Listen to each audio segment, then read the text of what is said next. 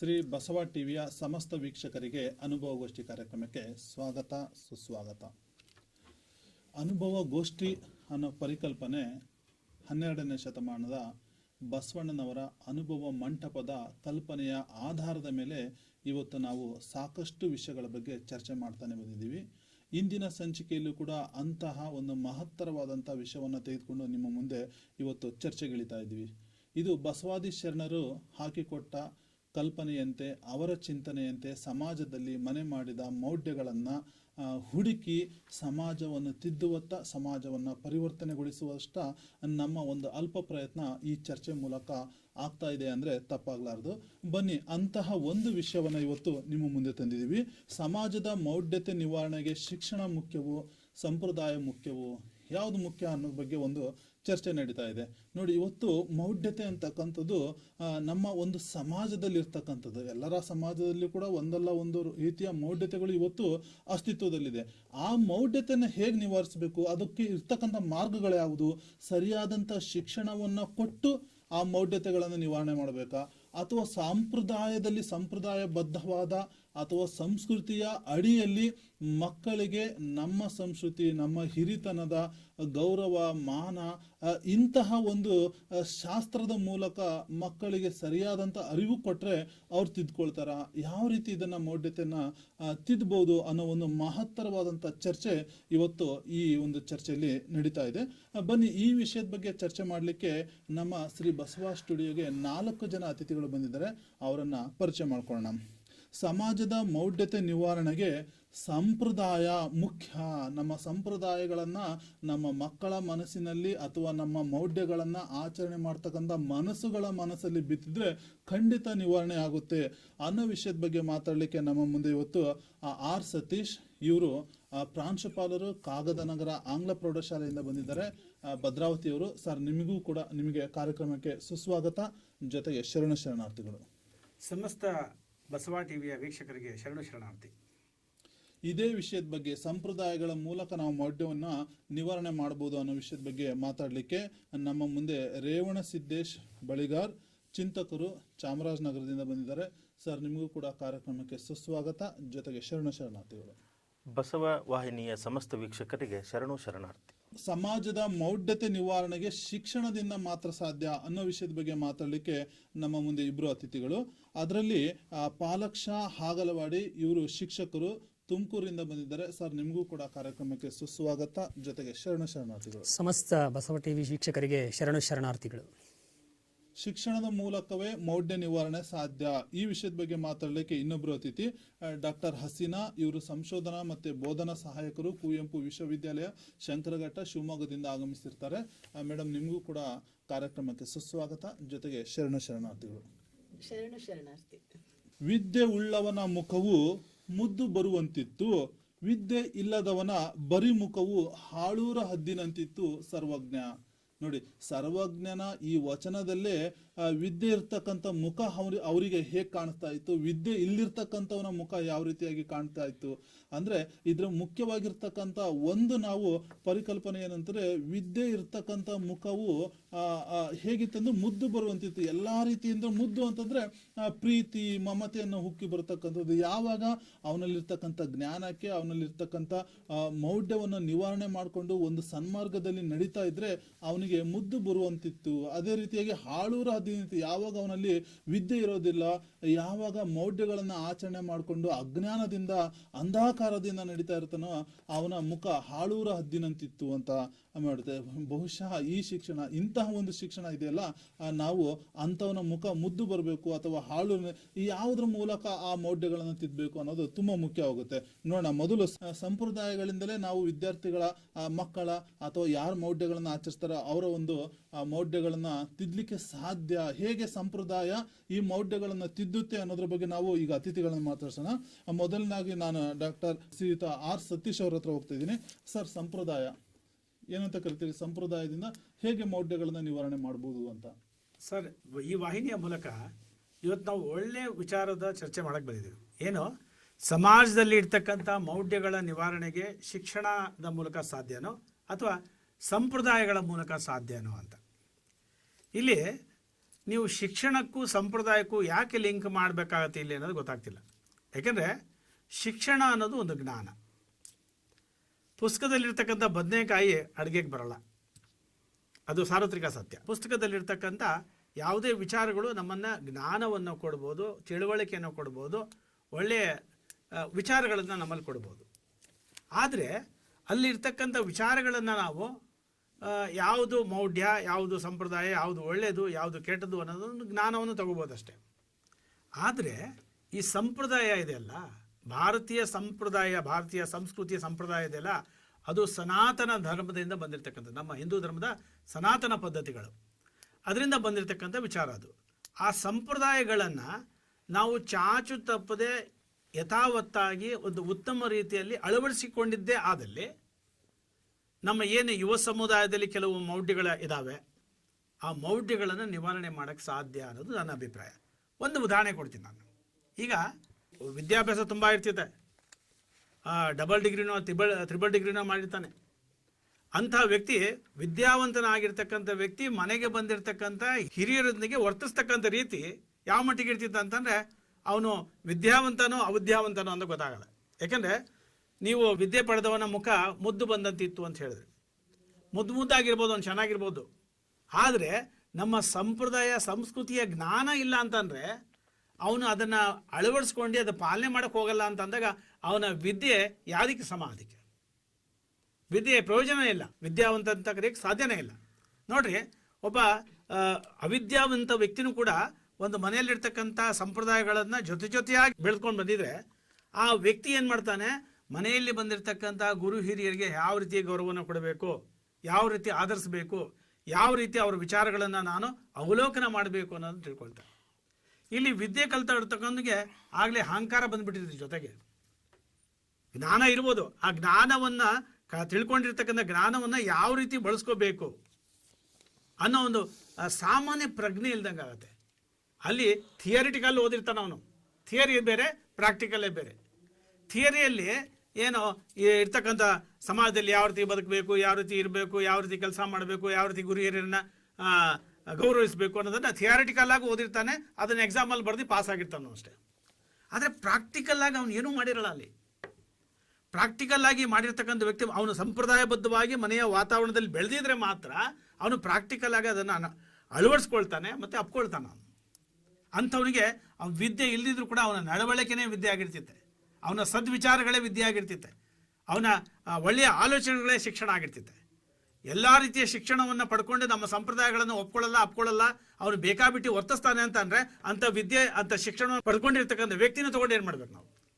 ಹಾಗಾಗಿ ನಮ್ಮ ಸಮಾಜದಲ್ಲಿರ್ತಕ್ಕಂಥ ಮೌಢ್ಯಗಳನ್ನು ತಡೆ ಹಿಡಿಬೇಕು ಅಂತಂದರೆ, ನಿವಾರಣೆ ಮಾಡಬೇಕು ಅಂತಂದರೆ ನಮ್ಮ ಮಕ್ಕಳನ್ನು ನಮ್ಮ ಸದ್ವಿಚಾರಗಳ ಸಂಪ್ರದಾಯಗಳ ಜೊತೆಯಾಗಿ ಬೆಳೆಸಿದ್ರೆ ಮಾತ್ರ ಅದು ಸಾಧ್ಯ.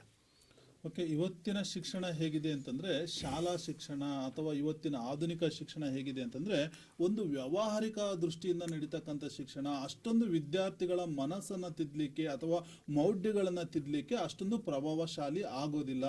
ಅದೇ ಶಿಕ್ಷಣ ಮನೆಯಲ್ಲಿರ್ತಕ್ಕಂಥ ವಿದ್ಯಾರ್ಥಿಗಳಿಗೆ ಒಂದು ಸಾಂಪ್ರದಾಯಿಕ ಆಧಾರದ ಮೇಲೆ, ಧರ್ಮದ ಆಧಾರದ ಮೇಲೆ ಅಥವಾ ಗುರುಗಳ ಮೂಲಕ ಆ ಬೋಧನೆ ಮಾಡಿದ್ರೆ ಅವನಿಗೆ ನಿಜವಾದಂಥ ಅರಿವಾಗುತ್ತೆ, ತಕ್ಷಣ ಅದನ್ನು ಫಾಲೋ ಅಪ್ ಮಾಡ್ತಾನೆ. ಶಾಲೆಯಲ್ಲಿ ಇರ್ತಕ್ಕಂಥ ಶಿಕ್ಷಣ ವ್ಯಾವಹಾರಿಕ ದೃಷ್ಟಿಯಿಂದ ಇರೋದ್ರಿಂದ ಅದು ಅಷ್ಟು ಫಾಲೋ ಆಗಲ್ಲ. ನೋಡಿ, ನೀವು ಎಷ್ಟೋ ಘಟನೆಗಳನ್ನು ನೋಡಬಹುದು, ಸಮಾಜದಲ್ಲಿ ಮಾಡ್ತಕ್ಕಂಥ ಎಷ್ಟೋ ಘಟನೆಗಳು ಇವತ್ತು ಶಿಕ್ಷಣ ರಂಗದಲ್ಲಿ ಕೂಡ ಧರ್ಮ ಆಧಾರಿತವಾಗಿರ್ತಕ್ಕಂಥ ಜಗಳಗಳು ನಡೀತವೆ. ಇವಕ್ಕೆಲ್ಲ ಮುಖ್ಯ ಕಾರಣ ಅಂತಂದ್ರೆ ಅವರು ಅಲ್ಲಲ್ಲಿ ಆಯಾ ಸಮುದಾಯದವರು ಆಯಾ ಮನೆಯಲ್ಲಿ ಧರ್ಮ ಆಧಾರಿತವಾಗಿರ್ತಕ್ಕಂಥ ಶಿಕ್ಷಣ ಕೊಟ್ಟಿರಿಂದ ಅದು ಅವ್ರ ಮನಸ್ಸನ್ನ ಬಹುಬೇಗ ಹೊಕ್ಕಿದೆ ಅನ್ನೋದಕ್ಕೆ ಕೆಲವೊಂದು ಉದಾಹರಣೆಗಳನ್ನಾಗಿ ಕೊಡ್ಬೋದು. ಹಾಗಾಗಿ ಇಲ್ಲಿ ಮನೆಯಲ್ಲಿರ್ತಕ್ಕಂಥ ಶಿಕ್ಷಣವೇ ಮುಖ್ಯ, ಅದು ಸಂಪ್ರದಾಯದ ಆಧಾರದ ಮೇಲೆ, ಧರ್ಮದ ಆಧಾರದ ಮೇಲೆ ಇದ್ರೆ ಮಾತ್ರ ಚೆನ್ನಾಗಿ ಅಂತಕ್ಕಂಥ ಸತೀಶ್ ಅವರ ವಾದಕ್ಕೆ ಪಾಲಾಕ್ಷರವರು ಏನು ಹೇಳ್ತಾರೆ? ಓಂ ಗುರು ಬಸವಲಿಂಗಾಯ ನಮಃ. ಇವತ್ತಿನ ಚರ್ಚೆಯಲ್ಲಿ ಸಮಾಜದ ಮೌಢ್ಯತೆ ನಿವಾರಣೆಗೆ ಶಿಕ್ಷಣ ಮುಖ್ಯವೋ ಸಂಪ್ರದಾಯ ಮುಖ್ಯವೋ ಅನ್ನುವಂಥ ವಿಷಯದ ಕುರಿತು ನಾವು ಚರ್ಚೆ ಮಾಡ್ತಾ ಇದ್ದೀವಿ. ನಮ್ಮ ಸ್ನೇಹಿತರು ಸತೀಶ್ ಸರ್ ಈಗಾಗಲೇ ಸಂಪ್ರದಾಯ ಮುಖ್ಯ ಅನ್ನುವಂಥ ವಿಚಾರವನ್ನು ಹೇಳಿದರು. ನನ್ನ ಅಭಿಪ್ರಾಯವನ್ನು ಮಂಡಿಸೋದಕ್ಕಿಂತ ಮುಂಚೆ ಒಂದು ವಚನ ನನಗಿಲ್ಲಿ ನೆನಪಾಗ್ತದೆ. ಕಲ್ಲ ನಾಗರ ಕಂಡರೆ ಹಾಲ ನೆರೆ ಎಂಬರು, ದಿಟದ ನಾಗರ ಕಂಡರೆ ಕೊಲ್ಲೆಂಬರಯ್ಯ. ಉಂಬ ಜಂಗಮ ಬಂದೆಡೆ ಮುಂದೆ ನಡೆ ಎಂಬರು, ಉಣ್ಣದ ಲಿಂಗಕ್ಕೆ ಬೋನವ ಹಿಡಿ ಎಂಬರು, ನಮ್ಮ ಕೂಡಲ ಸಂಗನ ಶರಣರ ಕಂಡು ಉದಾಸೀನವ ಮಾಡಿದರೆ ಕಲ್ಲು ತಾಗಿದ ಮಿಟ್ಟೆಯಂತಪ್ಪರಯ್ಯ ಅನ್ನುವಂಥ ವಚನ ನನಗಿಲ್ಲಿ ನೆನಪಾಗ್ತದೆ. ಸತೀಶರು ಹೇಳುವಂಥದ್ದು ಶಿಕ್ಷಣದಿಂದ ಸಂಪ್ರದಾಯವನ್ನು ಮೌಢ್ಯತೆಯನ್ನು ಹೋಗಲಾಡಿಸ್ಲಿಕ್ಕೆ ಸಾಧ್ಯ ಇಲ್ಲ.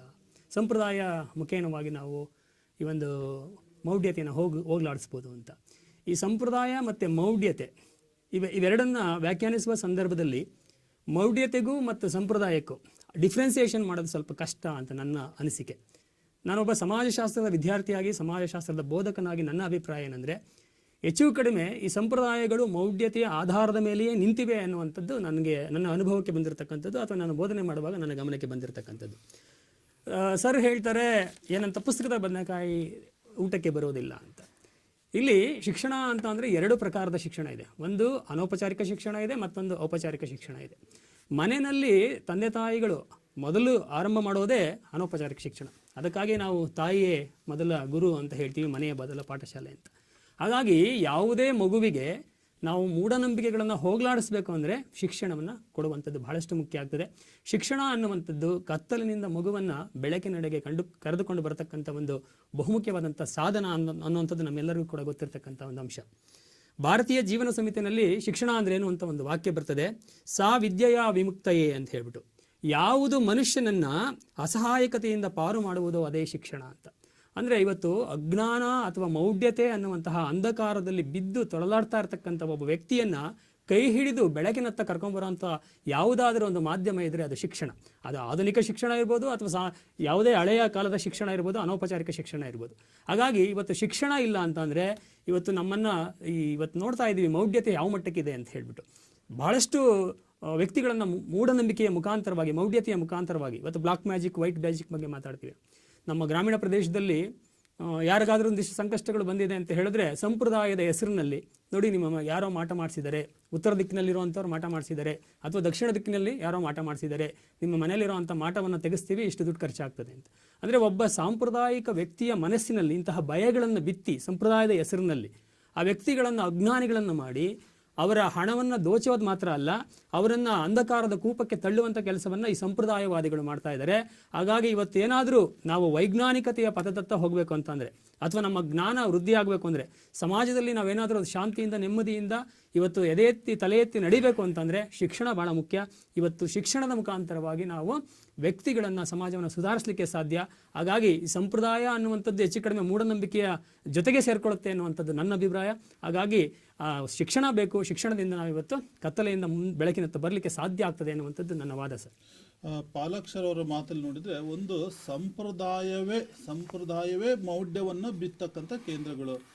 ಈ ಸಂಪ್ರದಾಯಗಳೇ ಮೌಢ್ಯಗಳನ್ನು ಬಿತ್ತಿ ಮತ್ತೆ ಮೌಢ್ಯಗಳನ್ನು ತೊಡೆದು ಹಾಕ್ಲಿಕ್ಕೆ ಹೇಗೆ ಸಂಪ್ರದಾಯ ಸಹಾಯ ಮಾಡುತ್ತೆ ಅಂತಕ್ಕಂಥ ಒಂದು ಪ್ರಶ್ನೆ.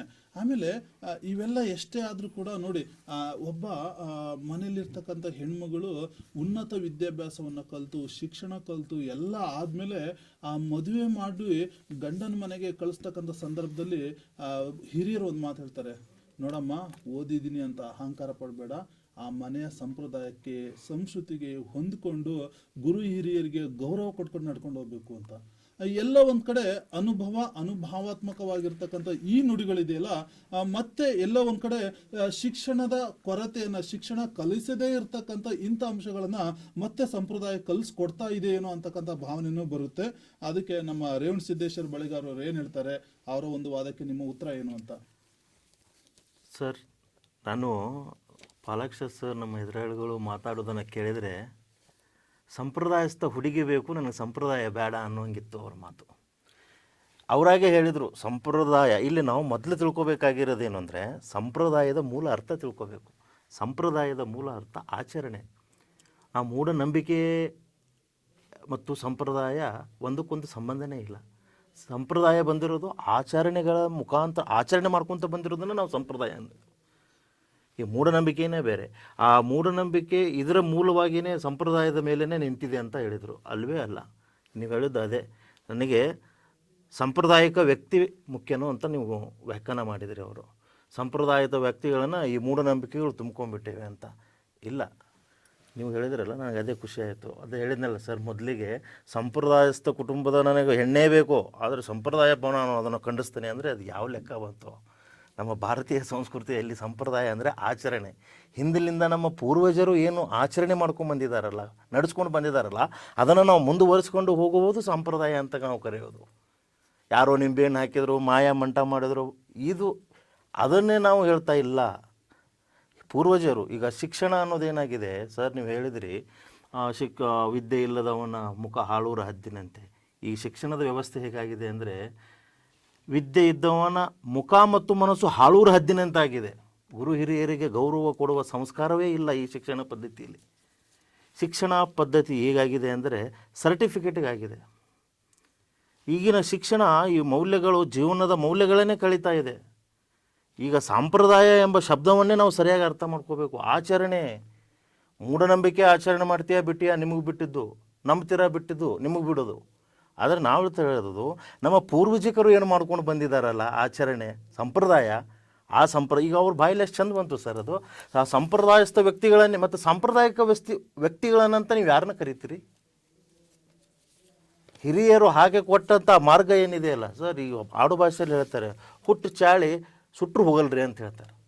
ಈಗ ನಾವು ಗುರು ಹಿರಿಯರಿಗೆ ಗೌರವ ಕೊಡುವುದು ಹೆಂಗಂದ್ರೆ, ಈಗ ನಾವು ಯಾವುದಾದ್ರೂ ನಮ್ಮ ಮನೆಗೆ ಅತ್ತೆ ಬಂದ್ಲು, ಮಾವು ಬಂದ್ಲು, ಯಾರೋ ಬಂದ್ಲು, ಅಜ್ಜು ಬಂದ್ಲು, ನಾವೇನು ಮಾಡ್ತಿದ್ವಿ, ನಮ್ಮ ಅಜ್ಜ ಅಜ್ಜಿ ನಮ್ಗೆ ಏನು ಮಾಡ್ರು ಅಂದ್ರೆ, ಕಾಲು ನಮಸ್ಕಾರ ಮಾಡೋಣ ಅಂದ್ರೆ ಹಿರಿಯರಿಗೆ ಗೌರವ ಕೊಡುವಂತಂದು. ಅದನ್ನು ಜಾನಪದದೊಳಗೆ ಭಾರಿ ಚಂದ ಹೇಳ್ತಾರೆ. ಹಿರಿಯರಿಗೆ ಹಿರಿಯನ್ನು, ಕಿರಿಯರಿಗೆ ಕಿರಿಯನ್ನು, ನೆರಗಡ್ಡ ಮುದುಕರ ಕಂಡರ ತಲೆಬಾಗಿ ನಡೆಯೋ ಕಂದ ಅಂತಂದು. ಇದು ನಮ್ಮ ಸಂಪ್ರದಾಯ. ನಿಮ್ಮ ಶಿಕ್ಷಣದಲ್ಲಿ ಇದನ್ನು ಹೇಳಿಲ್ಲ. ನಿಮ್ಮ ಶಿಕ್ಷಣ ಈಗೋ ಕಲಿಸುತ್ತೆ ಶಿಕ್ಷಣ. ಅವನು ಕಾಲು ನಮಸ್ಕಾರ ಯಾಕೆ ಮಾಡ್ತೀವಿ? ನೀ ಯಾರ್ದರ ಮಗ ಏನಾರ ಆಗಲಿ, ಮೊದಲು ಹಿರಿಯರಿಗೆ ಗೌರವ ಕೊಡು ಅನ್ನೋದು ನಮ್ಮ ಸಂಪ್ರದಾಯ. ಸಣ್ಣವದನ ಅವನಿಗೆ ಗೌರವ ಕೊಡೋದು, ಪ್ರೀತಿ ವಿಶ್ವಾಸ ಕೊಡೋದು ನಮ್ಮ ಸಂಪ್ರದಾಯ. ಅದಕ್ಕೆ ಹೇಳೋದು ಜಾನಪದಿಗರು ಅವಾಗಲೇ ಹೇಳಿದ್ದಾರೆ, ಈಗಲ್ಲ. ನಾವು ಈಗ ಅದನ್ನು ಜಗಲಿ ಮೇಲಿಟ್ಟು ಪೂಜೆ ಮಾಡಬೇಕಾಗಿದೆ. ಅಲ್ಲಿಗೆ ಬಂದಿದ್ದೀನಿ. ನಮ್ಮದು ಈ ಮೌಢ್ಯತೆಯೇ ಬೇರೆ. ಈ ಸಂಪ್ರದಾಯ ಇತ್ತು ಅಂದರೆ ನಿಮ್ಮ ತಲೆಯೇನೇನು ಕೂತಿದೆಯಲ್ಲ ಈಗೆಲ್ಲ ಶಿಕ್ಷಣ ವ್ಯವಸ್ಥೆ ಸರ್, ಇದು ಅವರ ಮೌಢ್ಯ. ಈ ಸಂಪ್ರದಾಯನೇ ಯಾವುದಿದೆ ಅಂದರೆ, ಹಿರಿಯರಿಗೆ ಹಿರಿಯನ್ನು, ಕಿರಿಯರಿಗೆ ಕಿರಿಯನ್ನು, ನೆರೆಗಡ್ಡ ಮುದುಕರ ಕಂಡರ ತಲೆಬಾಗಿ ನಡೆಯೋ ಕಂದ ಅಂತ ನಮ್ಮ ಪೂರ್ವಜಕರು ಕೊಟ್ಟಿದ್ದಾರಲ್ಲ, ಅದನ್ನು ನಾವು ಮುಂದುವರಿಸ್ಕೊಂಡು ಹೋಗೋದು ಇದು ನಮ್ಮ ಸಂಪ್ರದಾಯ ಅಂತ ನಾನು ಪಾಲಕ್ಷ ಸರಿಗೆ ಹೇಳ್ತೀನಿ. ಓಕೆ, ಸಂಪ್ರದಾಯ ಅಂದರೆ ಮೌಢ್ಯ ಅಲ್ಲ, ಅದು ನಮ್ಮ ಆಚರಣೆ ಅಂತಕ್ಕಂಥ ಒಂದು ರೇವಣ ಸಿದ್ದೇಶ್ವರ ವಾದ ಇತ್ತು. ಇಲ್ಲಿ ಒಂದು ಶರಣರ ಸಾಲನ್ನು ನಾನು ಇಲ್ಲಿ ಉದಾಹರಣೆಗೆ ತೆಗೆದುಕೊಳ್ಳೋಕೆ ಇಷ್ಟಪಡ್ತೀನಿ.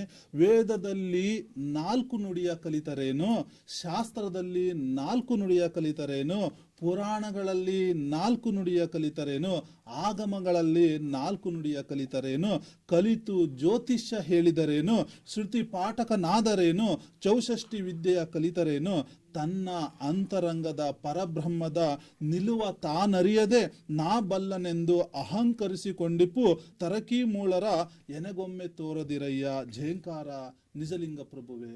ಎಷ್ಟು ಸೊಗಸಾಗಿರ್ತಕ್ಕಂಥ ವಿಚಾರ ಅಂದರೆ, ಇಲ್ಲಿ ವೇದ ಶಾಸ್ತ್ರ ಪುರಾಣ ಆಗಮಗಳಲ್ಲಿ ಎಲ್ಲ 4 ಅಕ್ಷರಗಳನ್ನು ಕಲಿ, ಅದರಲ್ಲಾದರೂ ಕಲೀರಿ ಅಥವಾ ಶಿಕ್ಷಣ ಪುಸ್ತಕದಲ್ಲಾದರೂ ಕಲಿ. ಮೊದಲು ತನ್ನನ್ನು ತಾನು ಅರಿತು ನಡೀತಕ್ಕಂಥದ್ದು. ಈ ಅರಿತು ನಡೀತಕ್ಕಂಥದ್ದು ಮತ್ತೆ ಎಲ್ಲಿ ಹೆಂಗೆ ಅರಿತು ನಡೀಬೇಕು, ಅದು ಶಿಕ್ಷಣದಲ್ಲಿ ಅರಿತು ನಡಿಬೇಕು ಅಥವಾ ಅದು ಸಂಪ್ರದಾಯದ ಮೂಲಕ ಬರುತ್ತೋ ಅನ್ನೋದು ಒಂದು ಎಕ್ಸ್ಟ್ರಾ ಪ್ರಶ್ನೆ. ಅದೇ ಈಗಿನ ಒಂದು ಚರ್ಚೆ ವಿಷಯ ಆಗಿದೆ. ಹಾಗಾಗಿ ಸಂಪ್ರದಾಯ ಅಂತಕ್ಕಂಥದ್ದು ಬರೀ ಮೌಢ್ಯಗಳಲ್ಲ, ಆಚರಣೆ, ಹಿಂದಿನ ಆಚರಣೆಗಳ, ಅದಕ್ಕೆ ಜನಪದ ಸಂಸ್ಕೃತಿಯ ಉದಾಹರಣೆಯನ್ನು ಕೊಟ್ಟರು. ಅದಕ್ಕೆ ನಮ್ಮ ಡಾಕ್ಟರ್ ಹಸೀನಾ ಮೇಡಮ್ ಅವರು ಏನು ಹೇಳ್ತಾರೆ ಅಂತ. ಓಂ ಶ್ರೀ ಗುರು ಬಸವಲಿಂಗಾಯ ನಮಃ. ಸಮಸ್ತ ಶ್ರೀ ಬಸವ ವಾಹಿನಿಯ ವೀಕ್ಷಕರಿಗೆ ಶರಣಾರ್ಥಿ. ವೀಕ್ಷಕರೇ, ಇವತ್ತೊಂದು ಉತ್ತಮ ವಿಚಾರವನ್ನು ತೆಗೆದುಕೊಂಡು ನಾವು ಅನುಭವಗೋಷ್ಠಿಯಲ್ಲಿ ಚರ್ಚೆ ಮಾಡ್ತಿದ್ದೀವಿ. ಸಮಾಜದ ಮೌಢ್ಯ ನಿವಾರಣೆಗೆ ಶಿಕ್ಷಣದಿಂದ ಸಾಧ್ಯನೋ ಅಥವಾ ಸಂಪ್ರದಾಯದಿಂದ ಸಾಧ್ಯನಾ ಅಂತ ನಾನು ಘಂಟಾಘೋಷವಾಗಿ ಈ ವೇದಿಕೆಯಲ್ಲಿ ಹೇಳ್ತಾ ಇದ್ದೀನಿ.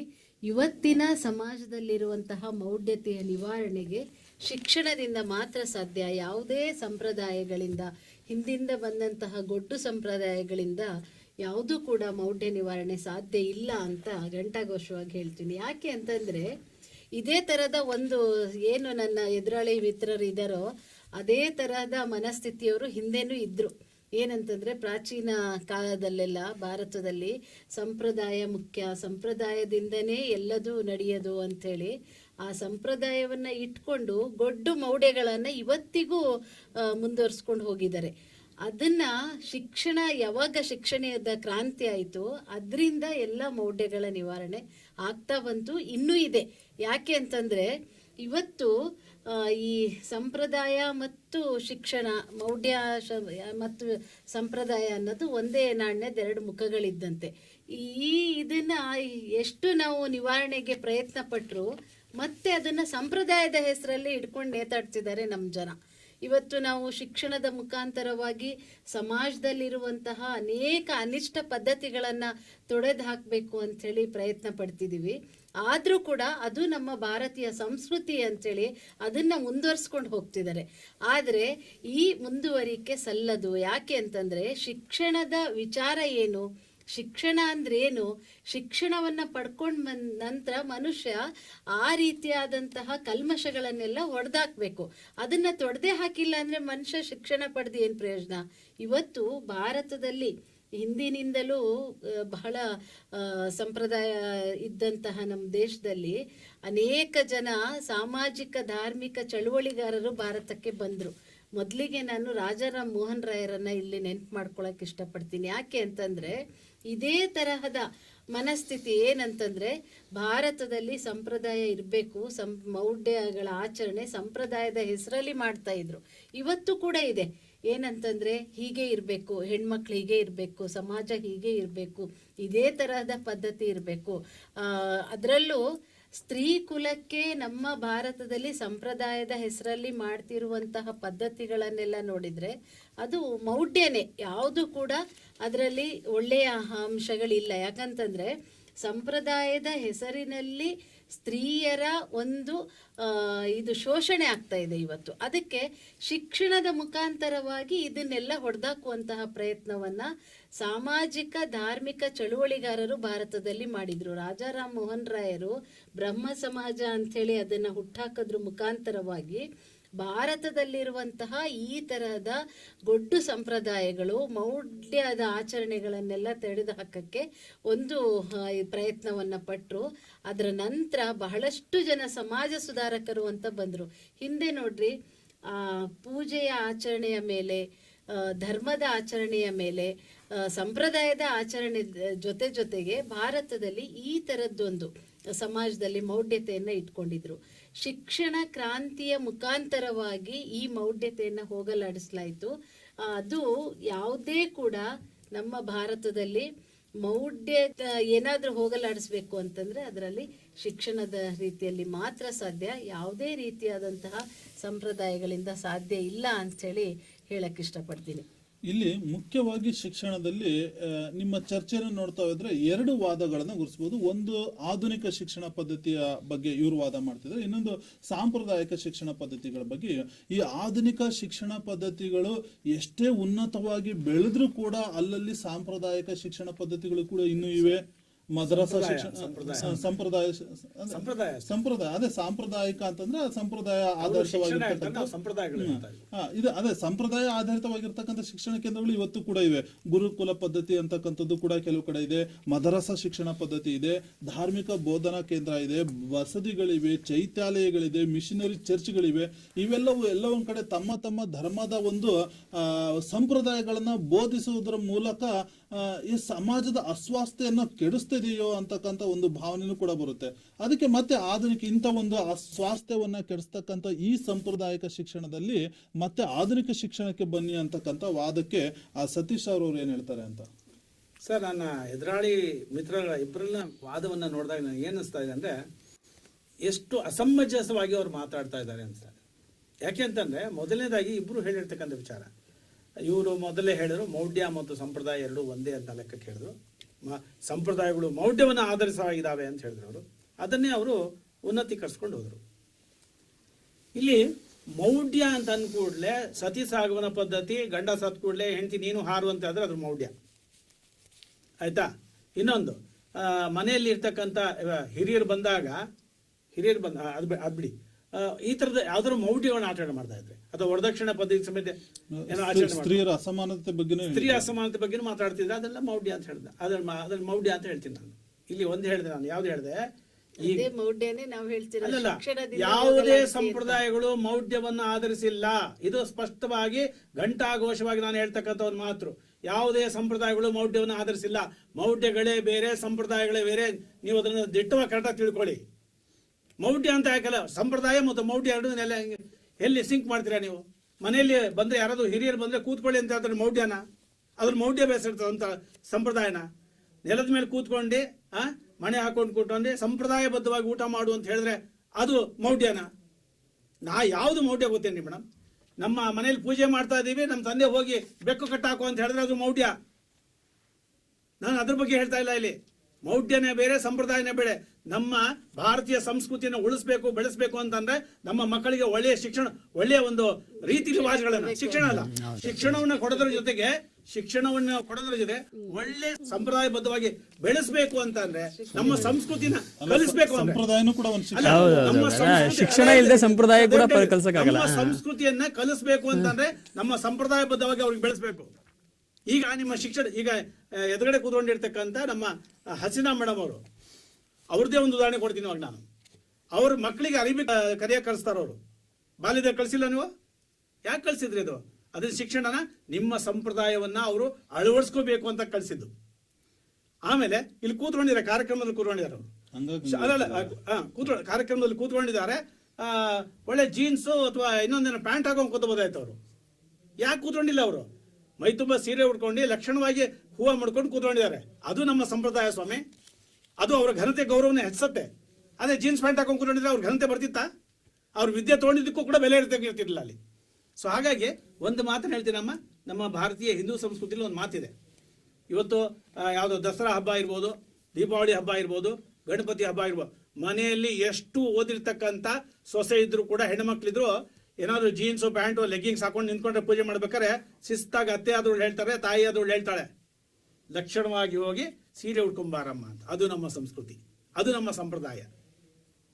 ಯಾಕೆ ಒಪ್ಕೊಳ್ಳಲ್ಲ ನೀವು ಅವೆಲ್ಲ? ಆಮೇಲೆ ಮೌಢ್ಯಗಳೇ ಬೇರೆ, ಸಂಪ್ರದಾಯನ ಬೇಡಿ. ಎರಡಕ್ಕೂ ಸಿಂಕ್ ಮಾಡಕ್ಕೆ ಯಾವತ್ತೂ ಹೋಗಬೇಡಿ. ಸಂಪ್ರದಾಯದಲ್ಲಿ ಅಂಧ ಅನುಕರಣೆಗಳಿದ್ರೆ ಅದು ಮೌಢ್ಯ. ನಾನು ಅಂಧ ಅನುಕರಣೆ ಇರ್ತಕ್ಕಂಥ ಸಂಪ್ರದಾಯಗಳ ಬಗ್ಗೆ ಮಾತಾಡ್ತಾನೆ ಇಲ್ಲ, ಸತ್ಸಂಪ್ರದಾಯಗಳ ಬಗ್ಗೆ ಮಾತಾಡ್ತಾ ಇದ್ದೀನಿ. ಇವತ್ತು ನಿಮ್ಮ ಶಿಕ್ಷಣ ಯಾವ ಮಟ್ಟಿಗೆ ಮಾಡಿದೆ ಅಂತಂದ್ರೆ, ನಮ್ಮ ಸಂಪ್ರದಾಯಗಳನ್ನೆಲ್ಲ ಧಿಕ್ಕರಿಸೋ ಮಟ್ಟಿಗೆ ನಿಮ್ಮ ವಿದ್ಯಾರ್ಥಿಗಳನ್ನ ಬೆಳೆಸ್ತಾ ಇದೆ. ಮನೇಲಿ ಕೂತ್ಕೊಂಡು ಬಂದಿರ್ತಕ್ಕಂಥ ಗುರು ಹಿರಿಯರಿಗೆ ವೆಲ್ಕಮ್ ಮಾಡೋದಿರ್ಲಿ, ನಮಸ್ಕಾರ ಮಾಡೋದಿರ್ಲಿ, ಕೂತ್ಕೊಳ್ಳಿ ಅಣ್ಣ ಕೂತ್ಕೊಳ್ಳಿ ಅಪ್ಪ ಅಂತ ಹೇಳುವಂತ ಮನೋಭಾವ ಇಲ್ಲ ನಿಮ್ಮಲ್ಲಿ. ಮೊಬೈಲ್ ಇಟ್ಕೊಂಡ್ಬಿಟ್ಟಿರ್ತಾರೆ ಯಾರಾದರೂ. ಇವಾಗ ನಾನೇ ಹೇಳ್ತಿರಲ್ಲ, ನಮ್ಮ ಸ್ನೇಹಿತರ ಮನೇಲಿ ನೋಡಿರ್ತಕ್ಕಂಥ ಒಂದು ಘಟನೆ. ಮನೆಗೆ ಬಂದಿರ್ತಕ್ಕಂಥ, ನಾನು ಮನೆಗೆ ಹೋದೆ. ಎಲ್ಲಪ್ಪ ನಿಮ್ಮ ತಂದೆ ಇದ್ದಾರೇನಪ್ಪ ಅಂತ ಕೇಳಿದೆ. ನನ್ನ ಸ್ನೇಹಿತನ ಕೇಳ್ತಾ ಇರೋದು. ಅವನು ಕಾಲ ಮೇಲೆ ಕಾಲಕ್ಕೆ ಅವ್ನು ಕೂತ್ಕೊಂಡು ಮೊಬೈಲ್ ನೋಡ್ತಾ ಕೊಂಡೆ, ಅಪ್ಪ ಯಾರೋ ಕರೆಯಕ್ಕೆ ಬಂದಿರ ನಿಂಗೆ?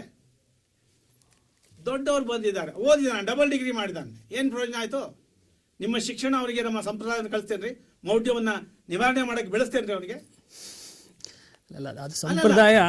ಸಂಪ್ರದಾಯದ ನಿಮ್ಮ ಶಿಕ್ಷಣ ಈ ತರದ ಮೌಢ್ಯಗಳನ್ನ ನಿವಾರಣೆ ಮಾಡೋದಕ್ಕೆ ಬೆಳೆಸ್ತಾ ಅವರಿಗೆ? ಆಯ್ತು, ಬೇಡ. ಇನ್ನೊಂದು ಹೇಳ್ತೀನಿ. ಇನ್ನು ನಮ್ಮ ಸಂಪ್ರದಾಯದಲ್ಲಿ ಒಂದು ಮಾತಿದೆ. ಏನೋ ಪುರಾತನ ಸಂಪ್ರದಾಯ ನಮ್ದು.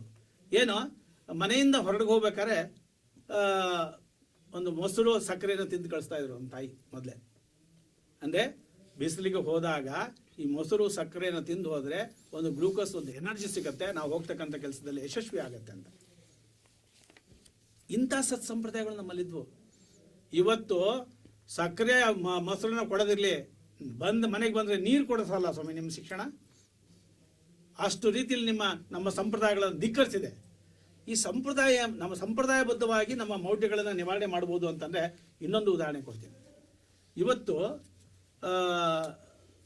ಹಳ್ಳಿಗಳಲ್ಲಿರ್ಬೋದು ಅಥವಾ ಪಟ್ಟಣಗಳಲ್ಲಿ ಎಲ್ಲೇ ಇರ್ಬೋದು, ಕೆಲವು ಹಬ್ಬ ಹರಿದಿನಗಳನ್ನು ಆಚರಣೆ ಮಾಡಬೇಕಾದ್ರೆ ನಾವು ಯಥಾವತ್ತಾಗಿ ಬರಲೇಬೇಕು ಮನೆಗೆ ಅಂತ. ಎಲ್ಲೇ ದೂರದಲ್ಲಿರ್ಬೋದು ಕೂಡ, ಏನೇ ಶಿಕ್ಷಣದೊಳಗೆ ಹೋಗಿದ್ರು ಕೂಡ ಅಥವಾ ಯಾವುದೇ ಕೆಲಸದ ಮೇಲೆ ಹೋಗಿದ್ರು ಕೂಡ ಅವ್ರಿಗೆಲ್ಲರಿಗೂ ಕೂಡ ಆ ದಿನ ಬರಕ್ಕೆ ಹೇಳ್ತೀವಿ. ಸಂಪ್ರದಾಯಬದ್ಧವಾಗಿ ಅಲ್ಲಿ ಏನು ಮಾಡಬೇಕು ಆ ಆಚರಣೆಗಳನ್ನೆಲ್ಲ ಮಾಡ್ತೀವಿ. ಈ ಒಂದು ಆಚರಣೆಗಳಿದಾವಲ್ಲ, ನಮ್ಮಲ್ಲಿರ್ತಕ್ಕಂಥ ಮೌಢ್ಯಗಳನ್ನು ನಿವಾರಣೆ ಮಾಡುತ್ತೆ. ಒಂದು ಒಟ್ಟು ಕುಟುಂಬದ ಪರಿಕಲ್ಪನೆಯನ್ನು ಬೆಳೆಸುತ್ತೆ. ಇದು ನಮ್ಮ ಸಂಪ್ರದಾಯನ ಉಳಿಸ್ಕೊಂಡು ಹೋಗ್ತಕ್ಕಂಥದ್ದು, ಮೌಢ್ಯನ ನಿವಾರಣೆ ಮಾಡ್ತಕ್ಕಂಥ ವಿಚಾರ. ಅದು ಶಿಕ್ಷಣದ ನಾವು ಪ್ರಾಕ್ಟಿಕಲ್ ಆಗಿ ಕಲಿಸ್ತೀವಿ ಇಲ್ಲಿ. ನಾವು ಪ್ರಾಕ್ಟಿಕಲ್ ಆಗಿ ಕಲಿಸ್ತೀವಿ, ಪುಸ್ತಕದ ಬದನೆಕಾಯಿ ಕಲಿಸಲ್ಲ ಇಲ್ಲಿ. ಸಂಪ್ರದಾಯಗಳು ಅದನ್ನ ಕುಟುಂಬದಲ್ಲಿ ಮಾಡೋದ್ರಿಂದ ಪ್ರಾಕ್ಟಿಕಲ್ ಆಗಿ ಮೌಢ್ಯಗಳನ್ನ ಮಾಡಬೇಡ ನೀನು, ನಮ್ಮ ಸದ್ವಿಚಾರಗಳನ್ನ ಅಳವಡಿಸ್ಕೋ ಅಂತ ಹೇಳಿ ನಮ್ಮ ಮಕ್ಕಳಿಗೆ ಬೆಳೆಸ್ತಕ್ಕಂಥ ಪರಿಯದು. ಮತ್ತೆ ಬರ್ತೀನಿ ಸರ್. ಇಲ್ಲಿ ಸತೀಶ್ ಅವರ ವಾದದಲ್ಲಿ ಶಿಕ್ಷಣದ ಕೆಲವು ವಿಫಲತೆಗಳನ್ನ ಅವ್ರು ಗಮನಿಸಿದ್ರು. ಇನ್ನೂ ಕೂಡ ನಮ್ಮ ಸಮಾಜದಲ್ಲಿ ಕಾಣ್ತಾ ಇದೆ, ನೋಡಿರ್ಬೋದು. ಅತಿಯಾಗಿ ಶಿಕ್ಷಣವನ್ನು ಪಡೆದಿರ್ತಕ್ಕಂಥವ್ರು ನಮ್ಮ ಸಾಂಪ್ರದಾಯಿಕ ವಿವಾಹ ಪದ್ಧತಿಯನ್ನು ತಿರಸ್ಕರಿಸಿ ಲಿವಿಂಗ್ ಟುಗೆದರ್ ಅನ್ನ ಆಚರಣೆ ಮಾಡ್ತಾರೆ. ಅತಿಯಾದಂತಹ ಶಿಕ್ಷಣವನ್ನ ಪಡೆದಿರ್ತಕ್ಕಂಥವ್ರು ಹೆಂಗೆ ಅತಿಯಾಗಿರ್ತಕ್ಕಂಥ ಶಿಕ್ಷಣವನ್ನು ಪಡೆದಿದ್ದಾರೋ ಅದೇ ಆ ರೀತಿ ಮಿತಿಯಾಗಿರ್ತಕ್ಕಂಥ ಬಟ್ಟೆಯನ್ನು ಧರಿಸಿದ್ದು ಕೂಡ ನಮ್ಮ ಶಿಕ್ಷಣ ಗುರುತಿಸ್ತಾ ಇದೆ. ಮತ್ತೆ ಇವತ್ತು ಫುಡ್ ಕಲ್ಚರ್ ಹೆಂಗಿದೆ ಅಂದ್ರೆ, ಸಾಂಪ್ರದಾಯಿಕವಾಗಿ ನಮ್ಮ ಅಜ್ಜಿ ಮತ್ತೆ ನಮ್ಮ ತಾತಂದಿರು ಹಾಕಿಕೊಟ್ಟಂತಹ ಒಳ್ಳೆಯ ಫುಡ್ ಅನ್ನ ಬಿಟ್ಟು ಇವತ್ತು ಯಾವುದೋ ಒಂದು ಆಧುನಿಕತೆಯ ಫುಡ್ಗೆ ತಲೆದೋಗಿರ್ತಕ್ಕಂಥದ್ದು ಕೂಡ ನಮ್ಮ ಶಿಕ್ಷಣದ ಏನು ಉನ್ನತೀಕರಣ ಹೊಂದಿರ್ತಕ್ಕಂಥ ವಿದ್ಯಾರ್ಥಿಗಳು ಅಥವಾ ತಜ್ಞರು ಅಂತ ಏನ್ ಅವರೆಲ್ಲ ಫಾಲೋ ಮಾಡ್ತಾರೆ. ಮತ್ತೆ ಅವರ ಒಂದು ಹೇಗಿದೆ ಅಂದ್ರೆ ಆತಿಥ್ಯ ಹೇಗಿದೆ ಅಂತಂದ್ರೆ ಅದು ಹೇಳಕ್ಕೆ ಆಗಲ್ಲ. ಆಲ್ರೆಡಿ ಅವರು ಎಕ್ಸಾಂಪಲ್ ಕೊಟ್ಬಿಟ್ಟಿದ್ದಾರೆ. ಆತಿಥ್ಯಕ್ಕೆ ಬಂದ್ರೆ ಯಾರೇ ಗುರು ಹಿರಿಯರು ಮನೆಗೆ ಬಂದರೂ ಕೂಡ ನೋಡದೆ ಇರ್ತಾರೆ. ಇವತ್ತು ಅವರಿಗೆಲ್ಲ ಮತ್ತೆ ಸಂಪ್ರದಾಯದ ಮೂಲಕನೇ ಕಳಿಸ್ಬೇಕು. ನೋಡಮ್ಮ ಹಿಂಗ್ ಬರ್ತಾರೆ ಮನೆಗೆ, ನೀನೇನೋ ದೊಡ್ಡದಾಗಿ ಓದಿದಿ ಅಂತ ಅಹಂಕಾರ ಪಡಕ್ ಹೋಗ್ಬೇಡ, ಸ್ವಲ್ಪ ಬಂದವ್ರನ್ನ ಮಾತಾಡ್ಸು. ಇವತ್ತು ತಂದೆ ತಾಯಿ ನಾವು ಯಾರು ಕೂಡ ಮನೆಗಿರಲ್ಲ, ಹಿಂಗೊಬ್ರು ಬರ್ತಿದ್ದಾರೆ, ಬಂದ ಸ್ವಲ್ಪ ಮಾತಾಡೋಕೆ, ಸ್ವಲ್ಪ ಅಟ್ಲೀಸ್ಟ್ ಕಾಫಿ ಟೀನಾದ್ರು ಮಾಡ್ಕೊಡಮ್ಮ, ಅವರಿಗೆ ಸ್ವಲ್ಪ ಚೆನ್ನಾಗಿ ಮಾತಾಡ್ ಕಳ್ಸು ಅಂತ ಮತ್ತೆ ತಂದೆ ತಾಯಿಗಳೇ ಬುದ್ಧಿ.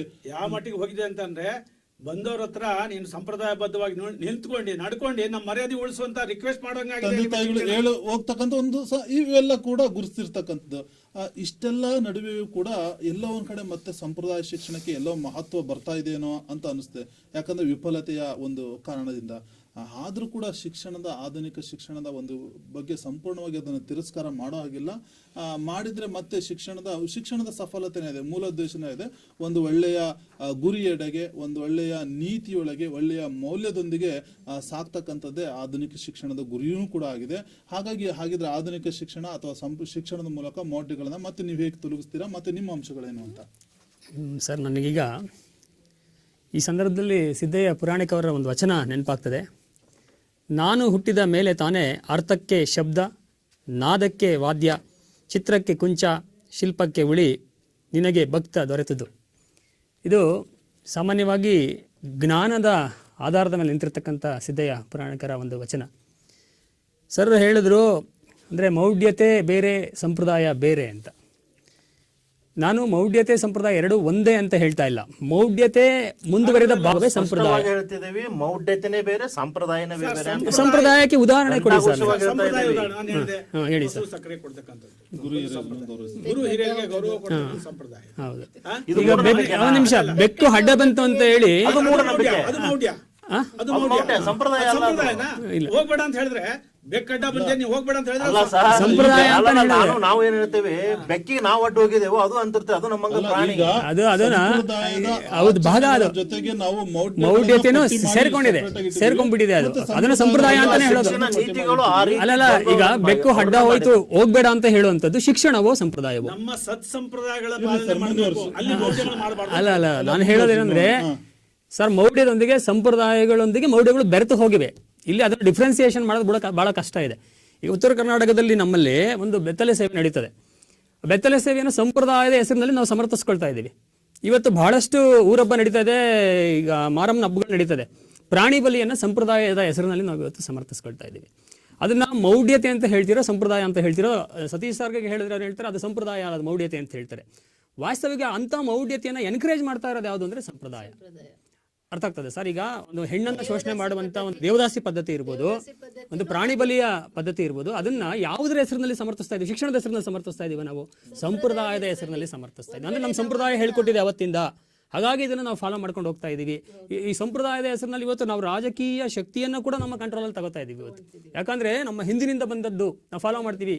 ಯುಗಾದಿ ಹಬ್ಬದಲ್ಲಿ ನಾವು ದುಡ್ಡಾಟ ಆಡಬೇಕು, ಯಾಕಂದ್ರೆ ಸಂಪ್ರದಾಯದಿಂದ ಬದ್ಧವಾಗೋದು ಬಂದಿದೆ, ನಾವು ಗ್ಯಾಂಬ್ಲಿಂಗ್ ಮಾಡ್ತೀವಿ. ಇದನ್ನ ನಾನು ಅಲ್ಲ ಅಲ್ಲ ಯುಗಾದಿ ಬಹಳಷ್ಟು ಹಬ್ಬದಲ್ಲಿ ದುಡ್ಡಾಟ ಆಡಬೇಕು ಅನ್ನೋ ಸಂಪ್ರದಾಯ ಅಲ್ಲ ಅದು. ಅಲ್ಲಲ್ಲ ಸಂಪ್ರದಾಯದಿಂದ ಬಂದಿದೆ ನಾವು ಮಾಡ್ಕೊಂಡಿರ್ತಕ್ಕಂಥ ಬಂದಿದೆ ವಿಚಾರ ಅದು. ಅಲ್ಲಲ್ಲ ಅಲ್ಲಲ್ಲ ಅದನ್ನು ಸಂಪ್ರದಾಯನೇ ಈಗಿನ ನಾವು ಶಿಕ್ಷಣವಂತರು, ಅಲ್ಲಲ್ಲ ಈಗಿನ ಶಿಕ್ಷಣ ಹೌದು ಬಹಳಷ್ಟು ಮಟ್ಟಿಗೆ ಸಂಪ್ರದಾಯದ ಹೆಸರಿನಲ್ಲಿ ಇಂಥ ಬಹಳಷ್ಟು ಶೋಷಣೆಗಳನ್ನ ಸಮರ್ಥನೆ ಮಾಡ್ಕೊಂಡು ಬಂದಿದ್ದೀವಿ ಸಾಧ್ಯನೇ ನಾವು. ಇಲ್ಲ ಸರ್. ಇಂಥದನ್ನು ತೆಗೆದಾಕಿರೋದು ಯಾವುದು ಅಂದ್ರೆ ಶಿಕ್ಷಣ. ಇವತ್ತೇನಾದರೂ ನಾವು ಅದು ಕೆಟ್ಟದ್ದು, ಅದು ಮೌಢ್ಯ, ಅದು ಅದನ್ನ ಆಚರಣೆ ಮಾಡಬಾರ್ದು, ವೈಚಾರಿಕವಾಗಿ ನಾವು ಚಿಂತನೆ ಮಾಡಬೇಕು, ವೈಜ್ಞಾನಿಕವಾಗಿ ಆಲೋಚನೆ ಮಾಡಬೇಕು ಅನ್ನುವಂತಹ ಜ್ಞಾನದ ಬೆಳಕು ನಮ್ಮ ಮೇಲೆ ಬಿದ್ದಿದೆ ಅಂದ್ರೆ ಅದಕ್ಕೆ ಶಿಕ್ಷಣ ಕಾರಣ.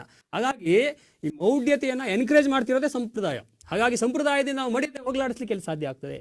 ಹಾಗಾಗಿ ಮೌಢ್ಯತೆ ಅನ್ನುವಂಥದ್ದು ಸಂಪ್ರದಾಯದ ನೆರಳಿನಲ್ಲಿ ಭದ್ರವಾಗಿ ಉಳ್ಕೊಳ್ತಾ ಇದೆ. ಹಾಗಾಗಿ ಸಂಪ್ರದಾಯದ ಮನೋಭಾವನೆಯನ್ನು ಬಿಟ್ಟು ನಾವು ಆಧುನಿಕ ಒಂದು ಮನೋಭಾವನೆಗೆ ಬರೋದಾದ್ರೆ ನಾವು ಬಹಳಷ್ಟು ಮಟ್ಟಿಗೆ ಇಲ್ಲಿ ಶಿಕ್ಷಣ ಅನ್ನುವಂಥದ್ದು ಅದಕ್ಕೆ ಕಾರಣ ಆಗ್ತದೆ. ಜೊತೆಗೆ ಅವ್ರು ಹೇಳ್ತಿದ್ರು ಸರ್, ಹಿರಿಯರಿಗೆ ಗೌರವ ಕೊಡೋದು ಬರ್ತಾ ಇಲ್ಲ ಅಂತ. ಅದಕ್ಕೆ ಶಿಕ್ಷಣ ಕಾರಣ ಅಲ್ಲ ಸರ್. ಇವತ್ತು ಬದಲಾಗ್ತಾ ಇರತಕ್ಕಂಥ ಸಮಾಜದಲ್ಲಿ ನಮ್ಮ ವ್ಯಕ್ತಿತ್ವ ಹಾಗಾಗ್ತಾ ಇದೆ. ಇವಾಗ ನಾವೇನ್ ಮಾಡ್ತಾ ಇದೀವಿ, ದಯವಿಟ್ಟು ಮಧ್ಯದಲ್ಲಿ ಒಂದು ಮಾತಾಡ್ತಾ ಇದ್ದೀನಿ. ನೀವು ಚರ್ಚೆ ಮಾಡಕ್ಕೆ ನಿಂತಿರೋ ವಿಚಾರ ಅಂತಂದ್ರೆ ನಾವು ಶಿಕ್ಷಣದ ಮೂಲಕ ಮೌಢ್ಯವನ್ನ ನಿವಾರಣೆ ಹೌದೌದು ಆ ಒಂದು ವಿಚಾರ ಚರ್ಚೆ ಮಾಡ್ತೀವಿ. ಹೌದೌದು ಸರ್. ಇವಾಗ ನೀವೇನ್ ಹೇಳಿದ್ರಿ ಒಂದು ಮಾತು, ಯಾರಾದ್ರೂ ಗುರು ಹಿರಿಯರು ಬಂದಾಗ ನಮಸ್ಕಾರ ಮಾಡಲ್ಲ ಅಂದ್ರೆ ಅದು ನಮಗೆ ಶಿಕ್ಷಣ ಕಾರಣ ಅಲ್ಲ ಅಂತಂದ್ರೆ ಅಲ್ಲ ಶಿಕ್ಷಣ ಏನ್ ಕಾರಣ ಆಗ್ತದೆ ಸರ್ ಅದಕ್ಕೆ? ಅಲ್ಲ ಶಿಕ್ಷಣ ಏನಾದ್ರೂ ಗುರು ಹಿರಿಯರಿಗೆ ನಮಸ್ಕಾರ ಮಾಡಬೇಡಿ ಅಂತ ಹೇಳಿದ್ಯಾ? ಅವ್ರ ವಾದವನ್ನ ಕಂಪ್ಲೀಟ್ ಹೇಳಿದೆಯಾ ಸರ್? ಶಿಕ್ಷಣ ಇಲ್ಲಾದ್ರೂ ಗುರು ಹಿರಿಯರಿಗೆ ಗುರುವನ್ನ ಗೌರವಿಸುವಂತಾನೆ ಶಿಕ್ಷಣ ಹೇಳೋದು. ಯಾವ ಕಾರಣಕ್ಕೂ ಗುರುವನ್ನ ಗೌರವಿಸಬೇಡ ಅಂತ ಯಾವ ಶಿಕ್ಷಣವೂ ಹೇಳ್ಕೊಟ್ಟಿಲ್ಲ. ಇವಾಗ ಶಿಕ್ಷಣ ಕಾರಣ ಅಲ್ಲ ಅಂದ್ರೆ ಅದು ಆತರ ಅಗೌರವ ತೋರ್ತಾನೆ ಅಂದ್ರೆ ನಿಮ್ಮ ಶಿಕ್ಷಣದಿಂದ ಅಲ್ಲ ಸರ್, ಏನು ಸದ್ವಿಚಾರವನ್ನು ಕಲಿತ ನಾನು ಹೇಳ್ತಾ ಇರೋದೇನಂದ್ರೆ ಶಿಕ್ಷಣ ಯಾವತ್ತಿಗೂ ಗುರುವಿಗೆ ಗೌರವ ಕೊಡ್ಬೇಡ ಅಂತ ಹೇಳ್ಕೊಟ್ಟಿಲ್ಲ. ಯಾಕಂದ್ರೆ ಶಿಕ್ಷಣ ಹೇಳ್ಕೊಡೋದು ವಿದ್ಯಾ ದದಾತಿ ವಿನಯಂ ಅಂತ. ಯಾರು ಶಿಕ್ಷಣ ಕಲಿತಾನೆ ಅವನು ವಿನಯವನ್ನ ಕಲಿತಾನೆ. ಹಾಗಾಗಿ ಅವನ ಸ್ವಯಂ ವರ್ತನೆ ಅಥವಾ ಅವರ ಕುಟುಂಬದ ಪ್ರಭಾವ ಇರ್ಬೋದು ಅಷ್ಟೇ. ಆಚರಣೆ ಎಲ್ಲ ವಿದ್ಯಾರ್ಥಿಗಳು ಹಾಗೆ ಇದಾರ? ಹಾಗಾದ್ರೆ ಶಿಕ್ಷಣ ಕಲಿತವರೆಲ್ಲರಿಗೂ ಗುರುಗಳಿಗೆ ಶಿಕ್ಷಣ ಇದು ವಿನಯ ತೋರಿಸ್ತಾ ಇಲ್ವೇ, ಗೌರವಿಸ್ತಾ ಇಲ್ವೇ? ಯಾರೋ ಒಬ್ಬ ಮಾಡ್ದ ಅಂತ ಹೇಳ್ಬಿಟ್ಟು ಶಿಕ್ಷಣ ಕಲಿತವರೆಲ್ಲರಿಗೂ ದುರಾಂಕಾರ ಅಂತ ಹೇಳುವಂಥದ್ದು ಇದೆಯಲ್ಲ ಸರ್, ಅದು ಸೂಕ್ತವಾದದ್ದಲ್ಲ. ಹಾಗಾಗಿ ಅಲ್ಲಲ್ಲ ಶಿಕ್ಷಣ ಕಲಿತವರೆಲ್ಲರೂ ಕೂಡ ದುರಾಂಕಾರ ಜಾಸ್ತಿ ಆಗ್ತಾ ಇದೆ, ಅಹಂ ಜಾಸ್ತಿ ಆಗ್ತಾ ಇದೆ ಅನ್ನುವಂಥದ್ದು ಸೂಕ್ತವಾದ ವಿಚಾರ ಅಲ್ಲ. ಯಾರೋ ಒಬ್ರು ವರ್ತಿಸಿರ್ಬೋದು. ಅಲ್ಲ ಕುಟುಂಬದಲ್ಲಿ ತಂದೆ ತಾಯಿಗಳು ಸರಿಯಾದ ಮಾರ್ಗದರ್ಶನ ಮಾಡದೇ ಇರೋ ಕಾರಣ ಅಲ್ಲ, ಅವ್ರು ಹೇಳ್ಕೊಟ್ಟಿದ್ದಾರೆ ಅಂತ ಅಲ್ಲ, ಅವ್ರು ಅದನ್ನ ಹೇಳದೇ ಇರಬಹುದು. ಹಾಗಾಗಿ ಇಲ್ಲಿ ಏನಾಗ್ತಾ ಇದೆ ಅಂತಂದ್ರೆ, ಯಾಕೆ ಅದನ್ನ ಅವರು ಶಿಕ್ಷಣಕ್ಕೆ ಅದನ್ನ ವರ್ಗಾವಣೆ ಮಾಡಿಬಿಟ್ಟು ಶಿಕ್ಷಣ ಜವಾಬ್ದಾರಿ ಯಾರು ಅಂತಂದ್ರೆ, ಆದ ರೀತಿ ಅಗೌರವವನ್ನ ತೋರಿಸ್ತಕ್ಕಂಥವ್ರು ಎಲ್ಲ ಒಂದ್ ಕಡೆ ಪದವಿ ಪೂರ್ಣ ಮಾಡಿರ್ತಾರೆ, ಎಲ್ಲ ಒಂದ್ ಕಡೆ ಸ್ನಾತಕೋತ್ತರ ಪದವಿಯನ್ನ ಪೂರ್ಣ ಮಾಡಿರ್ತಾರೆ, ಎಲ್ಲ ಒಂದ್ ಕಡೆ ಇಂಜಿನಿಯರ್ ಪೂರ್ಣ ಮಾಡಿರ್ತಾರೆ, ಎಲ್ಲ ಒಂದ್ ಕಡೆ ಡಾಕ್ಟರೇಟ್ ಪದವಿಯನ್ನ ಗಳಿಸಿರ್ತಾರೆ. ಇವರೆಲ್ಲ ಇಂಥ ಲಕ್ಷಣಗಳು ಕಂಡು ಬರ್ತಾ ಇರೋದ್ರಿಂದ ಅದು ಸಹಜವಾಗಿ ಶಿಕ್ಷಣಕ್ಕೆ ವರ್ಗಾವಣೆಗೊಂಡಿದೆ ಅಂತ. ಯಾಕಂದ್ರೆ ನಾವು ಸಮಾಜದಲ್ಲಿ ಗುರುಸ್ತಕ್ಕಂಥ ಅಂಥವ್ರನ್ನೇ. ಈಗ ಯಾರೋ ಒಬ್ಬ SSLC ಫೇಲ್ ಆಗಿರ್ತಾನೋ ಅಥವಾ ಇನ್ನೇನೋ ಕಡಿಮೆ ಶಿಕ್ಷಣ ಓದಿದ್ರೆ ಅವ್ನು ಮಾಡ್ತಾನೆ, ಅವನು ಕರೆಕ್ಟ್, ಅವನ ಮೇಲೆ ನಂಬಿಕೆ ಇರುತ್ತೆ, ಬಂದಿರ್ತಕ್ಕಂಥ ಚೆನ್ನಾಗಿ ನೋಡ್ತಾನೆ ಅಂತಂದು. ನಾವು ಯಾರಿಗೆ ಹೆಚ್ಚು ಒಂದು ಜಾಗೃತಗೊಳಿಸಬೇಕು ಅಂದ್ರೆ ಇಂಥ ವ್ಯಕ್ತಿಗಳನ್ನ, ಇಂಜಿನಿಯರ್ ಪಡೆದಿರ್ತಕ್ಕಂಥವ್ರು, ಸ್ನಾತಕೋತ್ತರ ಪದವಿಯನ್ನು ಪಡ್ಕೊಂಡು ಉನ್ನತ ಶಿಕ್ಷಣವನ್ನು ಪಡೆದಿದ್ರು, ಇವರಲ್ಲಿ ಇಂಥ ಕೊರತೆಗಳು ಇತ್ತೀಚಿನ ದಿನಗಳಲ್ಲಿ ಕಂಡು ಬರ್ತಾ ಇದೆ ಅಂತಕ್ಕಂಥ ಒಂದು ಉದಾಹರಣೆಗಳಿಂದ. ಯಾಕಂದ್ರೆ ಅವ್ರು ಪಡೆದಿರ್ತಕ್ಕಂಥವ್ರು ಇದನ್ನ ಆಚರಣೆ ಮಾಡೋದ್ರಿಂದ ಅದನ್ನು ಸಂಪೂರ್ಣವಾಗಿ ಶಿಕ್ಷಣಕ್ಕೆ ವರ್ಗಾಯಿಸಿರಬಹುದು. ಹಂಗಂತ ಸಂಪೂರ್ಣವಾಗಿ ಶಿಕ್ಷಣದೇ ಜವಾಬ್ದಾರಿ, ಶಿಕ್ಷಣ ಹೇಳ್ಕೊಡುತ್ತೆ, ವಿನಯನ್ನ ಕಲಿಸುತ್ತೆ, ಇಲ್ಲ ಅಂತಂದಲ್ಲ. ಎಲ್ಲ ಒಂದ್ ಕಡೆ ಸಮಾಜ ಮತ್ತೆ ತಪ್ಪು ದಾರಿನ ಮತ್ತೆ ಇಂಥವ್ರನ್ನೆಲ್ಲ ಹೇಳ್ಕೊಂಬಂದ್ಬಿಟ್ಟು, ನೀವು ಇಂಜಿನಿಯರ್ ಓದ್ಲಿ ಅಥವಾ ಡಾಕ್ಟರೇಟ್ ಹೋಗ್ಲಿ ಇನ್ಯಾರು ಹೇಳ್ಕೊಂಬಂದ್ಬಿಟ್ಟು, ನೋಡಪ್ಪ ನೀನ್ ನಮ್ಮ ಮನೆಯ ಗೌರವ ಘನತೆಯನ್ನು ಕಾಪಾಡು, ನೀನು ಏನೇ ಓದಿದ್ರು ಪರವಾಗಿಲ್ಲ, ನೀನ್ ಓದು, ಒಕ್ಕಾಲು ಬುದ್ಧಿ ಮುಕ್ಕಾಲು ಅದನ್ನ ಇಲ್ಲಿ ತೋರಿಸು, ನಮ್ಮ ಗೌರವನಗೊಳಿಸು, ನಮ್ಮ ಹಿರಿಯರು ಪೂರ್ವಜರು ಮಾಡಿರ್ತಕ್ಕಂಥ ಮನೆತನದ ಗೌರವವನ್ನು ಉಳಿಸು ಅಂತಕ್ಕಂಥ ಮಾತನ್ನು ಕೂಡ ಬರುತ್ತವೆ. ಹಾಗಾಗಿ ಎಲ್ಲ ಒಂದ್ ಕಡೆ ಮತ್ತೆ ಸಂಪ್ರದಾಯಕ್ಕೆ ಬಂದಾಗ ನಮ್ಮ ರೇವಣ್ ಸಿದ್ದೇಶ್ ಅವರು ಏನ್ ಹೇಳ್ತಾರೆ ಅಂತ ಸರ್, ನಮ್ಮ ಪಾಲಕ್ ಸರ್ ಹೇಳಾಗತ್ತಾರ, ಒಳ್ಳೇದಾಗಿ 100 ಮಾರ್ಕ್ಸ್ ತೊಗೊಂಡ್ರು ಅದಕ್ಕೆ ಶಿಕ್ಷಣ ಕಾರಣ, ಅದೇ ವಿದ್ಯಾರ್ಥಿ ಫೇಲ್ ಆದ್ರೆ ಅವ್ರ ಅಪ್ಪ ಅವ್ವ ಕಾರಣ. ಎಲ್ಲಿಗೆ ಬಂತು ಶಿಕ್ಷಣದ ವ್ಯವಸ್ಥೆ? 100 ಮಾರ್ಕ್ಸ್ ತೊಗೊಂಡ್ರೆ ನಾವು ನಾವು ನಾವು ಅಂತ ಬರ್ತೇವೆ, ಅದೇ ಮಗು ಫೇಲ್ ಆದ್ರೆ ಅದು ನಮ್ಮ ಸಂಪ್ರದಾಯ ಏನು ಕಲಿಸಿ ಕೊಡುತ್ತೆ ಅಂದ್ರೆ, ನೀ ಪಾಸ್ ಆಗು ಫೇಲ್ ಆಗು ಮನೆಗೆ ಮಗನಾಗು. ಈ ಶಿಕ್ಷಣ ಅವ್ರು ಹೇಳಿದಾಗ ನನಗೆ ಅದೇ ಆಯ್ತು. ಅಂದರೆ 100 ಮಾರ್ಕ್ಸ್ ತೊಗೊಂಡ್ರೆ ನಮ್ಮ ಶಿಕ್ಷಣನೇ ಕಾರಣ, ಅದೇ ಮಗು ಒಂದು ಏನಾದರೂ ಫೇಲ್ ಆದರೆ ಇನ್ನೂಡಿ ಅದಕ್ಕೆ ಅದೊಂದು ಅವ್ರ ಮಾತು ಅಲ್ಲೇ ಬಂತು. ಅದಕ್ಕೆ ಮೊದಲಿಗೆ ನಮ್ಮ ಸತೀಶ್ ಸರ್ ಹೇಳಿದರು, ಈ ಪುಸ್ತಕದ ಬದನೆಕಾಯಿ ತಿನ್ನೋಕ್ಕಲ್ಲ ಅಂತ. ಅದು ಹೇಳಕ್ಕೆ ಚಂದ, ಅದು ಆಚರಣೆಗೆ ಅಲ್ಲ. ಇದೇನಾಗಿದೆ ಸರ್, 1832 ಇಸ್ವಿಯಲ್ಲಿ ಒಬ್ಬ ಅಮೇರಿಕದ ಕೆಂಪು ನಾಯಿ ಅಂತಲೇ ಕರಿತೀನಿ, ಲಾರ್ಡ್ ಮೆಕಾಲೆ ಅನ್ನೋವ ಬಂದ. ಆ ಲಾರ್ಡ್ ಮೆಕಾಲೆ ಬಂದು ನಮ್ಮ ದೇಶವನ್ನು ಪರ್ಯಟನೆ ಮಾಡಿದ, ಸುತ್ತದ ನಮ್ಮ ದೇಶನ ದೇಶ ಸುತ್ತಿದ ಮೇಲೆ ಸರ್ ಅವನಿಗೆ ನಮ್ಮ ದೇಶ ಹಿಡಿಸಿಬಿಡ್ತು. ಅಲ್ಲಿ ಹೋಗಕ್ಕೆ ಮನಸ್ಸೇ ಬರಲಿಲ್ಲ. ಎಲ್ಲ ಇದೆ ಇಲ್ಲಿ. ಅವ್ನಿಗೆ ಎಷ್ಟು ಹಿಡಿಸ್ತಂತಂದರೆ ನಮ್ಮ ದೇಶದಲ್ಲಿ ಎಲ್ಲ ಸಂಪತ್ತಿದೆ. ಫೋನ್ ಮಾಡಿದ್ರೆ ಅವರಪ್ಪಗೆ, ಅಪ್ಪ ನಾ ಇಡೀ ಭಾರತ ದೇಶಕ್ಕೆ ಬಂದೀನಿ, ಇಲ್ಲಿ ನನಗೆ ಒಂದು ಪತ್ರನೂ ಬರೀತಾನವ, ಇಲ್ಲೇ ಭಿಕ್ಷುಕರಿಲ್ಲ, ಭ್ರಷ್ಟಾಚಾರ ಇಲ್ಲ, ಈ ಭಾರತ ದೇಶ ಕಳ್ಳಿಲ್ಲ, ನನಗಿಲ್ಲಿ ಭಾಳ ಹಿಡಿಸ್ತು ಅಂತ ಬರೀತಾನೆ. ಆ ಮೆಕಾಲೆ ಅನ್ನೋ ನಾಯಿ ಏನು ಮಾಡಿಬಿಡ್ತಾನೆ ಸರ್, ಇವರು ಹಿಂಗೆ ಇರೋಕ್ಕೆ ಕಾರಣ ಏನು ಅಂತ ನೋಡಿದ. 2 ಕಾರಣನ ಅವ ಹಿಡ್ಕೊಂಡ. ಒಂದು ಶಿಕ್ಷಣ ಮತ್ತು ಕೃಷಿ. ಆ ಶಿಕ್ಷಣ ಮತ್ತು ಕೃಷಿ ಅಂತ ಹಿಡ್ಕೊಂಡಾಗ ಅವಾಗ ಅವರಪ್ಪ ಫೋನ್ ಮಾಡ್ತಾನಪ್ಪ, ನಾನು ಇಲ್ಲೊಂದು ಶಿಕ್ಷಣ ನೀತಿ ತೊಗೊಂಬರ್ತೀನಿ, ಒಂದು 20-30 ವರ್ಷ ನಾವು ಇಲ್ಲಿ ಸೆಟ್ಲ್ ಆಗಿಬಿಟ್ವಿ ಅಂತಂದರೆ ನಮ್ಮದು ಜೀವನ ಸಾರ್ಥಕನ ಅಂದ್ರೆ ಅಲ್ಲಿಂದ ಬಂದ್ರೆ ಅವ್ರಿಗೆ ಅರಿವಾಯ್ತು ಭಾರತ ದೇಶಕ್ಕೆ ನಾವು ಹೋಗಿಬಿಟ್ವಿ ಅಂದರೆ ಅದ್ರ ಬಿಸ್ನೆಸ್ ಮಾಡೋಕ್ಕೆ ಬಂದರು, ನಮ್ಮ ಕೊಳ್ಳೆ ಹೊಡೆಯೋಕ್ಕೆ ಬಂದರು. ಅದು ನಮ್ಮ ಭಾರತೀಯರಿಗೆ ಅರ್ಥ ಆಗಲಿಲ್ಲ. ಅದಕ್ಕಿಂತ ಮುಂಚೆ ಅದೇ 1832ನೇ ಇಸ್ವಿಯಲ್ಲಿ ಏನಿತ್ತು ಅಂದರೆ ಬಂಗಾಲ ಇನ್ನೂ ನಮ್ಮ ಬದಲಾವಣೆ ಆಗಿರಲಿಲ್ಲ. ಆ ಕಾಲದಲ್ಲಿ 30,000ಕ್ಕಿಂತ ಹೆಚ್ಚು ಬರೀ ಬಂಗಾಲದಲ್ಲಿ ಗುರುಕುಲಗಳಿದ್ವು. ಇನ್ನು ಭಾರತ ದೇಶದಲ್ಲಿ ಎಷ್ಟಿದ್ವು ಒಂದು ಲೆಕ್ಕ ಹಾಕೋಬೇಕಷ್ಟೆ. ಆ ಮೆಕಾಲೆ ಅನ್ನೋನು ಬಂದು ಇಲ್ಲಿ ಆ ಶಿಕ್ಷಣ ನೀತಿ ತಂದ. ಅವನು ಏನು ಮಾಡಿಸಿದ, ಇವ್ರನ್ನ ಹೆಂಗೆ ಹೊಡಿಬೇಕು, ಇವ್ರನ್ನ ಹೆಂಗೆ ಆಳ್ಬೇಕು, ಒಬ್ಬರನ್ನೊಬ್ಬರು ಚಿನ್ನಚಿದ್ರಿ. ಅಪ್ಪ ನಾನು ಇಲ್ಲಿ ಕಾಲೇಜು ಸ್ಕೂಲ್ ಪ್ರಾರಂಭ ಮಾಡ್ತೀನಿ, ಶಿಕ್ಷಣ ಕ್ರಾಂತಿ ಸ್ಟಾರ್ಟ್ ಮಾಡ್ತೀನಿ, ಒಂದು 20-30 ವರ್ಷ ನಾವು ಇಲ್ಲಿದ್ವಿ ಅಂದರೆ ನಾವು ಬ್ರಿಟಿಷರು ಇವ್ರನ್ನ ಹೆಂಗೆ ಬೇಕಾದಂಗೆ ಆಟ ಆಡಿಸ್ಬೋದು ಅಂತ ಅವಾಗ ಅವ್ರು ಪ್ಲ್ಯಾನ್ ಮಾಡಿಕೊಂಡ್ರು. ಆ ನೀತಿ ಇವತ್ತು, ಆ ಶಿಕ್ಷಣ ಪದ್ಧತಿ ಅವಾಗಲೇ ಅವ ಪ್ಲ್ಯಾನ್ ಮಾಡಿದ್ನಲ್ಲ 1832. ಇವತ್ತು ನಾವು ಯಾವ ಕಾಲಘಟ್ಟದಲ್ಲಿದ್ದೀವಿ ಅದೇ ಅವನು ಅವಾಗ ಪ್ಲ್ಯಾನ್ ಮಾಡಿದ್ದ. ಅರ್ಧ ಜನ ಇತ್ಲಾಗ ಪಾಶ್ಚಾತ್ಯ ರಾಷ್ಟ್ರಗಳ ಜ್ಞಾನನೂ ಗೊತ್ತಾಗಲ್ಲ, ಇತ್ಲಾಗ ಅರ್ಧ ಜನ ಭಾರತೀಯರು ಆಗಂಗಿಲ್ಲ, ಇವ್ರನ್ನ ನಾವು ಆಳ್ಬೋದು ಅಂತ ಪ್ಲ್ಯಾನ್ ಮಾಡ್ಕೊಂಬಂದ. ಇವತ್ತು ಹಿಂಗಾಗಿ ಅವರ ಶಿಕ್ಷಣ ಪದ್ಧತಿಯಲ್ಲಿ ಇದ್ದು ನಾವು ಒದ್ದಾಡ್ತಿದ್ದೀವಿ. ಅವರ ಶಿಕ್ಷಣ ಪದ್ಧತಿಗಳು ಗುರುಕುಲಗಳನ್ನು ಆಧರಿಸಿಕೊಂಡೇ ನಿಮ್ಮ ಶಿಕ್ಷಣ ಪದ್ಧತಿಗಳಿರೋದು. ನಿಮ್ಮ ಶಿಕ್ಷಣ ಪದ್ಧತಿ ಬಂದಲ್ಲಿಂದ ನಿಮ್ಮ ಮೌಢ್ಯತೆಯನ್ನು ಹೋಗಲಾಡ್ಸೋಕ್ಕೆ ಸಾಧ್ಯನೇ ಇಲ್ಲ ರೀ. ಈ ಶಿಕ್ಷಣ ಬಂದಿರೋದು ಎಲ್ಲಿಂದ? ಗುರುಕುಲಿಂದ ಬಂದಿದ್ದು. ಗುರುಕುಲ ಅದನ್ನು ಆಚರಣೆ ತಂದಿದ್ದು, ಅದೇ ಸಂಪ್ರದಾಯ ಅಂತ ನಾವು ಹೇಳ್ತಾ ಇರೋದು.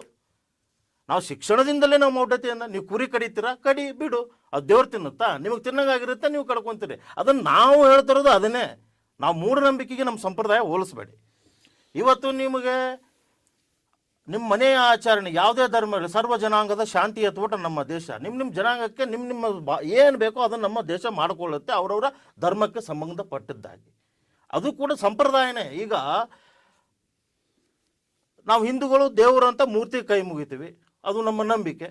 ಇಸ್ಲಾಂದವ್ರದವ್ರು ಗೋಡೆಗೆ ಮುಗಿತಾರೆ. ಅವರವರ ಆಚರಣೆಗಳು ಆ ಧಾರ್ಮಿಕ ವಿಚಾರದಲ್ಲಿ ಅವರವ್ರಿಗೆ ಬಿಟ್ಟಿದ್ದ ಆಚರಣೆಗಳನ್ನು, ಅದು ನಂಬಿಕೆ. ನೀವು ಮೌಢ್ಯತೆಯನ್ನು ಸಂಪ್ರದಾಯಕ್ಕೆ ಹೋಲಿಸಿ ನಿಮ್ಮ ಶಿಕ್ಷಣದಿಂದ ಮೌಢ್ಯತೆ ಏನು ತೆಗಿತೀರಿ? ಈ ನಿಮ್ಮ ಶಿಕ್ಷಣದ ಏನಾದರೂ ಒಂದು ಸ್ಲೋಗನ್ ಕೊಟ್ಟರೆ ಕುರಿ ಕಡೋದು ನಿಲ್ಲಿಸ್ತಾರಾ?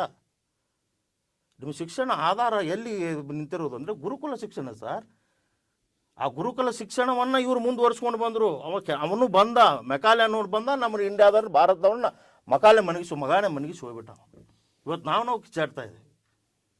ಇಲ್ಲಿ ಬ್ರಿಟಿಷರ ಒಂದು ಶಿಕ್ಷಣ ಪದ್ಧತಿ ಇದೆಯಲ್ಲ, ಅದನ್ನು ಸಂಪೂರ್ಣವಾಗಿ ನಾವು ಅಲ್ಲಗಳೆಯುವಂತಿಲ್ಲ. ಯಾಕಂದ್ರೆ ಇವತ್ತು ಮೆಕಾಲೆ ಅಂತಕ್ಕಂಥವ್ರು ಇಲ್ಲ ಮೆಕಾಲೆ ಅಂತಕ್ಕಂಥ ಒಂದು ಶಿಕ್ಷಣ ರಂಗದಲ್ಲಿ ಸುಧಾರಣೆ ತಂದ್ಬಿಟ್ಟು ಇವತ್ತು ಸ್ಪರ್ಧಾತ್ಮಕ ಯುಗದಲ್ಲಿ ನಾವು ಬೇರೆ ದೇಶದೊಂದಿಗೆ ಸ್ಪರ್ಧೆ ನಡೆಸಿ ಇವತ್ತು ಏನಾದ್ರೂ ಭಾರತೀಯರ ಇದು ಏನಾಗಿದೆ ಶಿಕ್ಷಣ ನೀತಿ, ನಾವು ಬೇರೆದವ್ರ ಜೊತೆ ಕಾಂಪಿಟೇಷನ್ ಹೊಂಟಿಲ್ಲ. ಅವರು ಕೊಳ್ಳೆ ಹೊಡೆದಿರೋದೇ ಅದು 1832 ಬಂದಂತ ಅವನೇ ಅವ್ನ ಹೇಳಿದ, ಇವ್ರನ್ನ ಎಡಬೆಂಡಿಂಗಿಗಳನ್ನಾಗಿ ಮಾಡಬಹುದು ಅಂತ ಅವ್ರ ಅಪ್ಪಗೆ ಪತ್ರ ಬರೆದು ಗೊತ್ತಾ. ನಮ್ಮ ಭಾರತೀಯರದು ಉದಾರ ಗುಣ ಇತ್ತು, ಎಲ್ಲರನ್ನೂ ಕೂಡ ಅಪ್ಕೊಳ್ಳೋದಿತ್ತು.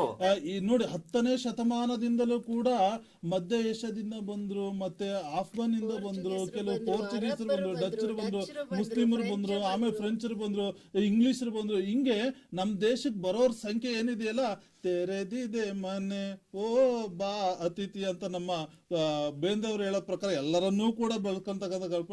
ಆಮೇಲೆ ನಮಗೆ ಗೊತ್ತಾಯ್ತು. ಯಾವಾಗ ಗೊತ್ತಾಯ್ತು ಅಂದ್ರೆ ಊರ್ ಕೊಳ್ಳೆ ಹೊಡೆದ್ಮೇಲೆ ಕೋಟೆ ಬಾಗ್ಲು ಹಾಕೊಂಡ್ರಂಗೆ ನಮಗೆ ಆಮೇಲೆ ಗೊತ್ತಾಯ್ತು. ಆಮೇಲೆ ಸ್ವತಂತ್ರಕ್ಕೋಸ್ಕರ ಹೋರಾಡಿದ್ವಿ. ಈಗ ಸ್ವಲ್ಪ ನಮ್ದೇ ಆಗಿರ್ತಕ್ಕಂಥ ರಾಜ್ಯವನ್ನ ಕಟ್ಕೊಂಡ್ವಿ. ಆ ಬಿಟ್ಟು ಹೋಗ್ತಕ್ಕಂಥ ಒಂದು ಸಂದರ್ಭದಲ್ಲಿ ಬ್ರಿಟಿಷರು ಕೆಲವೊಂದು ಒಳ್ಳೆ ಕೆಲಸಗಳನ್ನ ಮಾಡಿದ್ರು. ಯಾಕಂದ್ರೆ ಅವ್ರು ಬರೀ ಸ್ವಾರ್ಥಕ್ಕೋಸ್ಕರನೇ ಮಾಡಿದ್ದೆ. ಹಾಗಿದ್ರೆ ಕೊಳ್ಳೆ ಹೊಡೆದ್ರು. ನಾನು ಅದನ್ನ ಸಂಪೂರ್ಣವಾಗಿ ಅದನ್ನ ತಿರಸ್ಕಾರನೂ ಮಾಡ್ತಾ ಇಲ್ಲ. ಮಾಡ್ಕೊಂಡ್ರು. ಅದ್ರ ಜೊತೆಗೆ ಶಿಕ್ಷಣ ಪದ್ಧತಿಯನ್ನ ಸರ್, ನಾನ್ ಹೇಳ್ತಾ ಮತ್ತೆ ಒಂದು ಇರೋದು- ತಂತ್ರಜ್ಞಾನವನ್ನು ಬಿಟ್ಟೋದ್ರು, ಒಂದು ರೈಲ್ವೆ ವ್ಯವಸ್ಥೆಯನ್ನ ಬಿಟ್ಟೋದ್ರು, ಒಂದು ವ್ಯವಸ್ಥಿತವಾಗಿರ್ತಕ್ಕಂಥ ರಾಜಕೀಯ ವ್ಯವಸ್ಥೆಯನ್ನು ನೀವು ಅಳವಡಿಸ್ಕೊಳ್ರಪ್ಪ ಅಂತ ಬಿಟ್ಟು ಹೋದ್ರು. ಆ ಒಂದು ಆ ಒಂದು ವಿಚಾರಕ್ಕೆ ನಾನು ಬ್ರಿಟಿಷರನ್ನ ಹೊಗಳಬೇಕು, ಪ್ರಶಂಸಿಸಬೇಕಾಗುತ್ತೆ. ಎಲ್ಲವನ್ನೂ ಕೂಡ ನಾವು ತಗೊಳಕ್ ಬರೋಲ್ಲ. ಇರ್ಲಿ, ಅದೆಲ್ಲ ಬ್ರಿಟಿಷರ್ದು, ಅದೆಲ್ಲ ಒಂದು ಮೆಕಾಲೆದು ಶಿಕ್ಷಣ ಪದ್ಧತಿ ಅದೇನೇ ಆದ್ರೂ ಕೂಡ ಮತ್ತೆ ಆಧುನಿಕ ಶಿಕ್ಷಣದ ಪದ್ಧತಿ ಹೇಗೆ ಮೌಢ್ಯವನ್ನು ತೊಡಗಿಸುತ್ತೆ? ಹಸೀನಾ ಮೇಡಮ್ ಅವರೇ. ಸರ್ ಮಾತನ್ನೇ ಹಂಗೆ ಕಂಟಿನ್ಯೂ ಮಾಡ್ತೀನಿ. ಒಂದ್ ವೇಳೆ ಮೆಕಾಲೆ ಶಿಕ್ಷಣ ನೀತಿಯನ್ನ ತರದೇ ಇರ್ತಿದ್ರೆ ಸಮಾಜದಲ್ಲಿ ಈ ಜಾತಿ ವ್ಯವಸ್ಥೆಯಲ್ಲಿ ಹಂಗೆ ಹಾಕೊಂಡ್ ತುಳಿತಿದ್ರು. ನಾವು ನೀವೆಲ್ಲ ಇಲ್ಲಿ ಇಷ್ಟು ಜೋರಾಗಿ ಕೂತ್ಕೊಂಡು ನಮ್ಮ ಮಾತನ್ನ ಹೇಳಂಗೆ ಇರ್ಲಿಲ್ಲ. ಯಾಕಂತಂದ್ರೆ ಆಗಿದ್ದು ಜಾತಿ ಪದ್ಧತಿ, ವರ್ಣಾಶ್ರಮ ಪದ್ಧತಿ ಇತ್ತು. ಆ ವರ್ಣಾಶ್ರಮ ಪದ್ಧತಿ ಹೋಗ್ಬೇಕಂದಿದ್ದೇ ಹೋಗಲಾಡಿಸಿದ್ದೇ ಈ ಶಿಕ್ಷಣ ವ್ಯವಸ್ಥೆ. ಶಿಕ್ಷಣವನ್ನ ಪಡ್ಕೊಂಡಿದ್ರಿಂದನೇ ವರ್ಣಾಶ್ರಮ ಪದ್ಧತಿ ಹೋಗಕ್ಕೆ ಸಾಧ್ಯ ಆಗಿತ್ತು. ಇನ್ನೊಂದು ವಿಷಯ, ನಾವು ಈ ಸಂಪ್ರದಾಯದಲ್ಲಿ ಮೌಢ್ಯದ ಹೆಸರಲ್ಲಿ ಸಂಪ್ರದಾಯನ ಹೇಗೆ ನೀವು ಕಾಪಾಡ್ಕೊಳ್ತಿದ್ದೀರಿ ಅನ್ನೋದಕ್ಕೆ ಇವತ್ತು ನಾನು ಹೆಣ್ಮಕ್ಳಾಗಿ ಒಂದು ಹೆಣ್ಮಕ್ಳು ಉದಾಹರಣೆನೆ ಕೊಡ್ತೀನಿ. ವಿಧವೆ ಆಗ್ಬಿಡ್ತಾರೆ ಹೆಣ್ಮಕ್ಳು. ವಿಧವೆ ಆದ್ರೆ ಅವ್ರಿಗೆ ಎಷ್ಟೊಂದು ನಾವು ನಿಯಂತ್ರಣಗಳನ್ನ ಹೇರ್ತೀವಿ. ಹೆಣ್ಮಕ್ಳಿಗೆ ಯಾವ ರೀತಿಯಾದಂತಹ ಸ್ವಾತಂತ್ರ್ಯವನ್ನು ಕೊಡ್ತೀವಿ. ಸಂಪ್ರದಾಯದ ಹೆಸರಲ್ಲಿ ನೀವು ಅದ್ ಮಾಡಬಾರ್ದು, ಇದ್ ಮಾಡಬಾರ್ದು, ಹೀಗೆ ಇರಬೇಕು, ಹಾಗೆ ಇರಬೇಕು ಅಂತೇಳಿ ನಾವು ನಿಬಂಧನೆಗಳನ್ನ ಹಾಕ್ತೀವ ಇಲ್ವಾ? ಇದು ಸಂಪ್ರದಾಯದ ಹೆಸರಲ್ಲಿ ಮೌಢ್ಯತೆಗಳನ್ನ ಜಾಸ್ತಿ ಹೆಚ್ಚು ಮಾಡೋದು. ಇನ್ನೊಂದು, ಮೌಢ್ಯತೆಗಳನ್ನ ಹೆಚ್ಚು ಮಾಡಕ್ಕೆ ಇತ್ತೀಚೆಗೆ ಕಾಣ್ತಿರುವಂತಹ ಕೆಲವೊಂದು ಉದಾಹರಣೆಗಳನ್ನ ನಾನು ಹೇಳ್ತೀನಿ ಇಲ್ಲಿ. ಒಂದು ಮಾನಸಿಕ ಸಮಸ್ಯೆ ಇರುತ್ತೆ ಒಂದು ವ್ಯಕ್ತಿಗೆ. ದೇವ್ರು ಬಂದಿದ್ದಾರೆ ಅಂಥೇಳಿ ಎಷ್ಟು ಹೊಡಿಯಲ್ಲ, ಬಡಿಯಲ್ಲ. ಅವನು ನನ್ಗೆ ಗೊತ್ತಿರೋ ಹಾಗೆ ಒಬ್ಬರಿಗೆ ಮಾನಸಿಕವಾಗಿ ಅವನು ಸ್ವಲ್ಪ ಡಿಸ್ಟರ್ಬ್ ಆಗಿದ್ದ. ಅವನು ಒಂದೊಂದು ಗಳಿಗೆಗೆ ಒಂದೊಂದು ಥರ ಆಡೋದು ನೋಡಿ ಎಲ್ಲ ಊರ ಜನ ಅಕ್ಕಪಕ್ಕದವರೆಲ್ಲ ಬಂದರು. ಇವ್ರ ಮೈ ಮೇಲೆ ಚೌಡಮ್ಮ ಬಂದಿದೆ, ಭೂತಪ್ಪ ಬಂದಿದೆ ಅಂಥೇಳಿ ಇವ್ರ ಹತ್ರ ಕರ್ಸ್ಕೊಂಡು ಬಂದು ಅಮಾಸೆಗೆ ಪೂಜೆ ಮಾಡಿಸೋದು, ಹುಣ್ಮೆಗೆ ಪೂಜೆ ಮಾಡಿಸೋದು, ಹೊಡಿಯೋದು ಬಡಿಯೋದು ಮಾಡಿ ಕೊನೆಗೂ ಅವನು ಸಮಸ್ಯೆ ಏನು ಅಂತ ಡಾಕ್ಟರ್ ಹತ್ರ ಹೋಗಿಲ್ಲ. ಹೋದ್ರೂ ಅವರಿಗೆ ಆ ಸಮಸ್ಯೆಯನ್ನ ಕಂಡಿಡಿಯಕ್ಕಾಗಿಲ್ಲ. ಆ ಹೊಡೆತ ತಿಂದೇ ಸತ್ತೋಗ್ಬಿಟ್ಟ. ಇಂತಹ ಎಷ್ಟು ಉದಾಹರಣೆಗಳಿಲ್ಲ. ಮೌಢ್ಯದಲ್ಲಿ ಸಂಪ್ರದಾಯದಲ್ಲಿ ಅವರು ಇದನ್ನ ಮಾಡ್ಕೊಂಡು, ಹೌದು. ಯಾಕಂತಂದ್ರೆ ಆ ಮೌಢ್ಯದ ಇದರಲ್ಲಿ ವೈಜ್ಞಾನಿಕವಾಗಿ ಯಾಕೆ ಅದನ್ನ ನೋಡ್ತಾ ಇಲ್ಲ? ಈಗ ದೇವ್ರ ಮೈ ಮೇಲೆ ಬರ್ತಾ ಇದೆ, ದೆವ್ವ ಮೈ ಮೇಲೆ ಬರ್ತಿದೆ ಅಂಥೇಳಿ ವೈಜ್ಞಾನಿಕವಾಗಿ ಅದನ್ನ ಪತ್ತೆ ಯಾಕೆ ಹಚ್ತಿಲ್ಲ?